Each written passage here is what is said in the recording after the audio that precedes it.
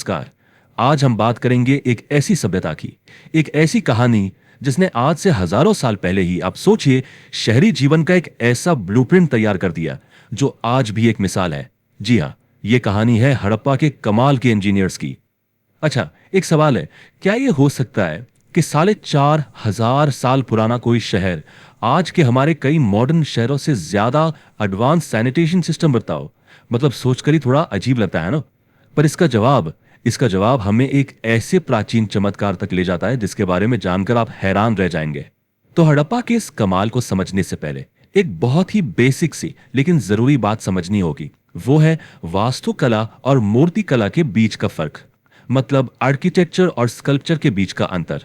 देखिए, एक है स्पेस बनाना और दूसरा है फॉर्म बनाना। सुनने में बड़े मिलते जुलते लगते हैं, पर इन दोनों में जमीन आसमान का फर्क है। तो देखिए, आर्किटेक्चर मतलब वास्तुकला क्या है?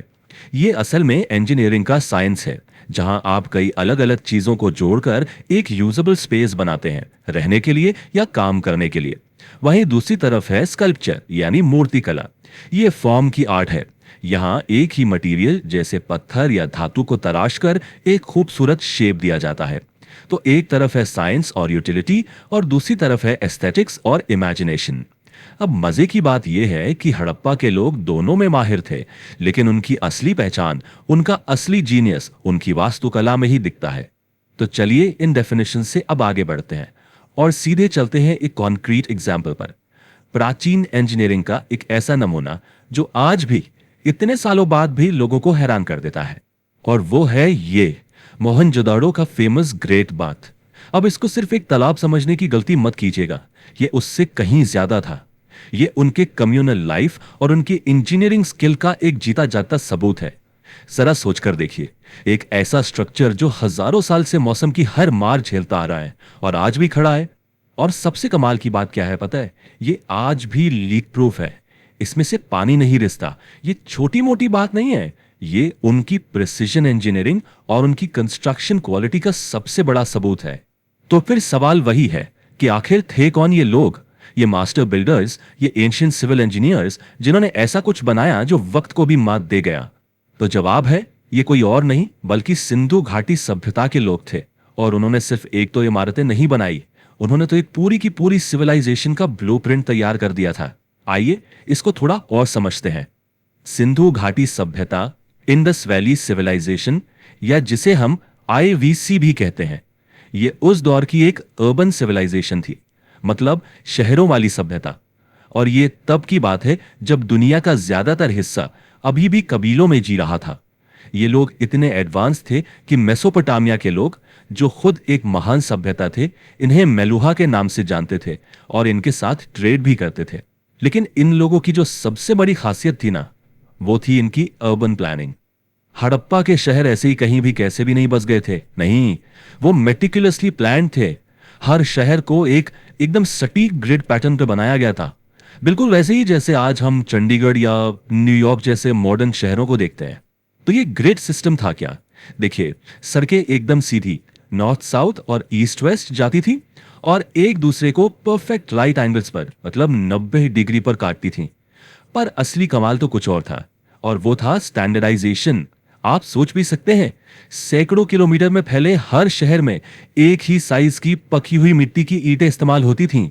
ये उस जमाने की मास प्रोडक्शन और क्वालिटी कंट्रोल का, आप कह सकते हैं, एक परफेक्ट एग्जाम्पल है। अब देखिए, हड़प्पा के शहर सिर्फ ज्योमेट्रिकली ही ऑर्गेनाइज नहीं थे, बल्कि उनकी प्लानिंग में उनकी सोशल स्ट्रक्चर की भी झलक मिलती है।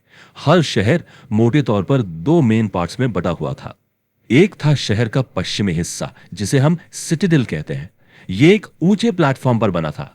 ये पावर का सेंटर था, मतलब एक तरह का एडमिनिस्ट्रेटिव ब्लॉक जहां शायद रूलिंग क्लास रहता होगा। बड़े बड़े ग्रैनरीज, पिलर्ड हॉल्स, ये सब यहीं थे। और फिर था पूर्वी हिस्सा, यानी लोअर सिटी।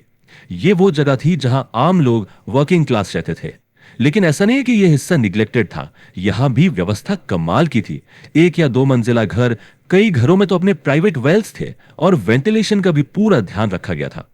अच्छा, तो अब वापस आते हैं हमारे पहले सवाल पर, वो सवाल जिससे हमने ये पूरी बातचीत शुरू की थी, उनकी एडवांस्ड सैनिटेशन सिस्टम। और यकीन मानिए, यहीं पर यहीं पर हड़प्पा के लोगों का असली जीनियस, उनकी असली प्रतिभा दिखाई देती है। और ये पॉइंट समझना बहुत बहुत जरूरी है। हड़प्पा की सबसे बड़ी इंजीनियरिंग अचीवमेंट कोई आलीशान महल या कोई भव्य मंदिर नहीं था। सच तो यह है कि हमें आज तक उनका कोई मंदिर मिला ही नहीं है। उनकी असली महानता, उनका मास्टरपीस जमीन के नीचे छिपा था, उनके सिटी वाइड ड्रेनेज सिस्टम में। ये पूरा नेटवर्क ये कमाल का था। सोचिए, हर एक घर से छोटी नालियां निकलती थीं वेस्ट वाटर इकट्ठा करने के लिए। ये छोटी नालियां फिर मेन रोड्स के साथ साथ चल रही बड़ी नालियों में जाकर मिलती थीं। और ये नालियां खुली नहीं थीं, उन्हें पत्थर के स्लैब से ढका गया था ताकि सफाई और मेंटेनेंस आसानी से हो सके। इतना ही नहीं, थोड़ी थोड़ी दूरी पर सेसपिट्स यानी सोख्ता गड्ढे भी थे। इनका काम था सॉलिड वेस्ट को जमा करना। कमाल है ना। ये आज के मॉडर्न सीवेज सिस्टम का आप कह सकते हैं 4,500 साल पुराना वर्जन था।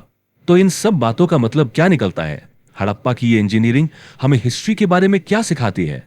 असल में उन्होंने एक ऐसी लेगेसी छोड़ी है, एक ऐसी विरासत जो आज भी हमें बहुत कुछ सिखा सकती है। अगर हम भारत में आर्किटेक्चर की पूरी कहानी को देखें तो उसकी शुरुआत हड़प्पा से ही होती है। उन्होंने जो फाउंडेशन रखी, जो नींव डाली, उसी के ऊपर आगे चलकर मौर्यन, गुप्ता, फिर दिल्ली सुल्तानेट और मुगल एम्पायर ने अपनी शानदार इमारतें खड़ी की। यह सिलसिला इंडो गॉथिक और न्यू रोमन स्टाइल्स तक चला। तो एक तरह से हड़प्पा के लोग भारत की इस लंबी आर्किटेक्चरल जर्नी के चैप्टर 1 थे।